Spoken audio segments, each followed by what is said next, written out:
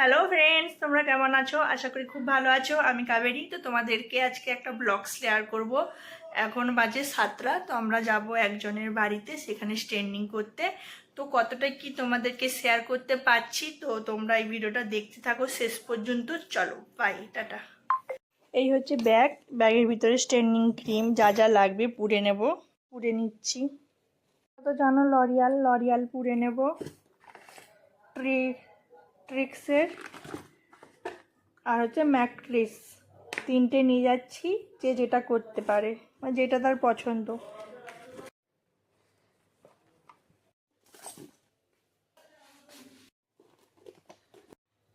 নেব দুটো straight machine, একটা চা। লোকেশান অনুযায়ী চলে এসেছি একজনের বাড়িতে। তো চলো তার কাছে যাওয়া যাক।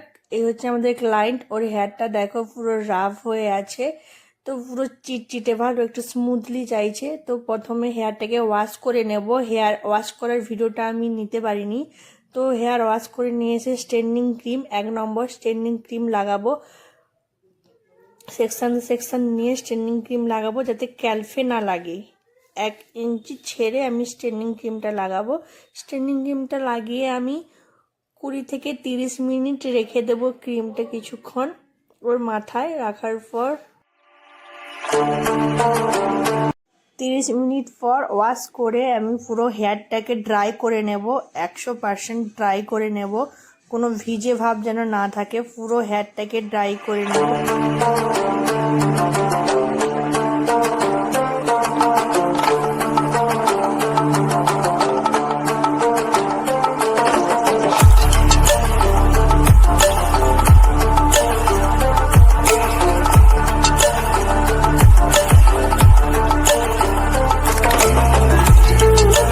ভালোভাবে ড্রাই করে সেকশন ক্লিপ দিয়ে ভালোভাবে হেয়ারটাকে সেকশন করে নেব।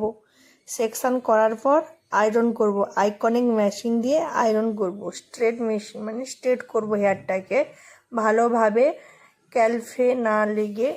1 ইঞ্চি ছেড়ে হেয়ারটাকে স্ট্রেট করব আয়রন মেশিন দিয়ে। মিনিমাম ওই পাতলা পাতলা সেকশন নিয়ে 10 থেকে 15 মিনিট এইভাবে আয়রন করব। পাতলা পাতলা সেকশন নেওয়ার পর পুরো হেয়ারটাকে ভালোভাবে স্ট্রেট করে নেব। স্ট্রেট করার পর নিউট্রিলাইজার ক্রিম লাগাবো, ওটা 2 নম্বর। ওটা 10-15 মিনিট রেখে ওয়াশ করে দেব।